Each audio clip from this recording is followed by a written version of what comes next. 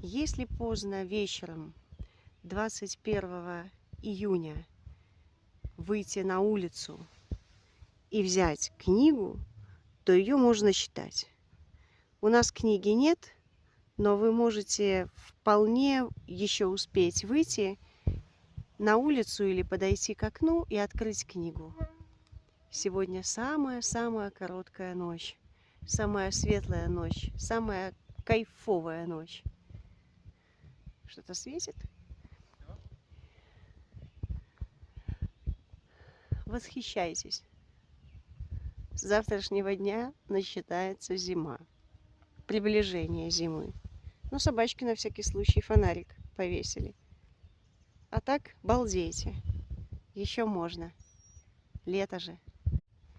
Если поздно вечером 21 июня выйти на улицу и взять книгу, то ее можно читать. У нас книги нет, но вы можете вполне еще успеть выйти на улицу или подойти к окну и открыть книгу.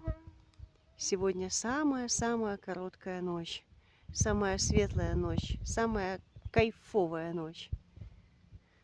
Что-то светит? Восхищайтесь. С завтрашнего дня начинается зима, приближение зимы. Но собачки на всякий случай фонарик повесили. А так балдейте. Еще можно. Лето же.